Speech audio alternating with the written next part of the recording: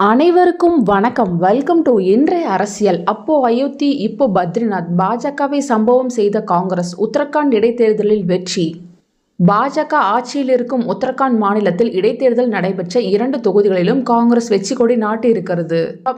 உத்தரகாண்ட் மாநிலத்தில் கடந்த 2022ஆம் ஆண்டு சட்டப்பேரவை தேர்தல் நடைபெற்றது. மொத்தமுள்ள 70 தொகுதிகளில் பாஜக 46 இடங்களை கைப்பற்றி ஆட்சி அமைத்தது.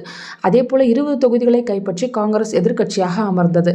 இவ்விரு கட்சிகள் தவிர பகுஜன் சமாஜ் கட்சிக்கு 1 தொகுதியும், சுயேட்சை வேட்பாளர்கள் 2 தொகுதிகளையும் கைப்பற்றி இருந்தனர். இந்த நிலையில் கடந்த 10ஆம் தேதி பத்ரிநாத் மற்றும் மங்களூரு என 2 தொகுதிகளுக்கு இடைத்தேர்தல் நடத்தப்பட்டது. இந்த தொகுதியில் கடந்த 2002ஆம் ஆண்டிலிருந்து தேர்தல் நடைபெற்று வருகிறது. தொகுதியின் தன்மையை பொறுத்தவரை ஒருமுறை பாஜகவும் அடுத்த முறை காங்கிரசுக்கும் மக்கள் வாய்ப்பளித்துள்ளனர். 2022ஆம் ஆண்டு காங்கிரஸ் இந்த தொகுதியில் வென்றது. இதனைத் தொடர்ந்து 2007இல் பாஜகவும், 2012இல் காங்கிரசும், 2017இல் பாஜகவும், 2022இல் காங்கிரசும் இந்த தொகுதியில் வெற்றி பெற்றிருக்கிறது. இப்படி இருக்கையில் 2012 மற்றும் 2022இல் இந்த தொகுதியில் காங்கிரஸ் சார்பில் வெற்றி பெற்ற ராஜேந்திர சிங் பந்தாரி திடீரென கடந்த மார்ச் மாதம் காங்கிரஸ் கட்சியிலிருந்து விலகி பாஜகவில் ஐக்கியமாகிவிட்டார். இதனால் இந்த தொகுதிக்கு இடைத்தேர்தல் அறிவிக்கப்பட்டது.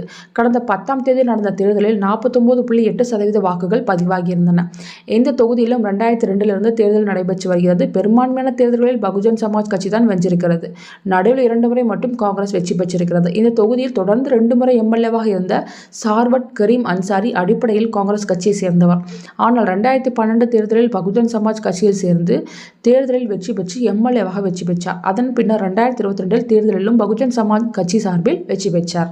ஆனால் கடந்த ஆண்டு அக்டோபர் மாதம் 30ஆம் தேதி அவர் உயிரிழந்து விட்டார். இதனையடுத்து அந்த தொகுதிக்கு கடந்த 10ஆம் தேதி இடைத்தேர்தல் நடத்தப்பட்டது.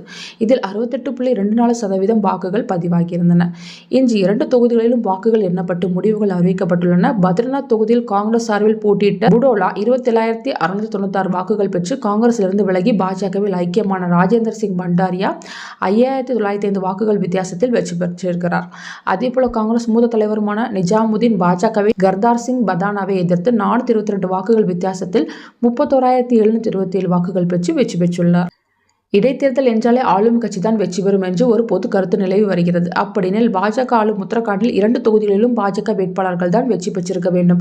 ஆனால் காங்கிரஸ் வேட்பாளர்கள் வெற்றி கொடி நாட்டியிருக்கிறார்கள். ஏற்கனவே உத்தரப்பிரதேசத்தில் ராமர் கோயில் இருந்த அயோத்தி அடங்கிய நாடாளுமன்ற தொகுதியில் தங்கள் கட்சியின் வேட்பாளர் பெரும் வெற்றி பெறுவார் என்று பாஜக நம்பிக்கொண்டிருந்தது.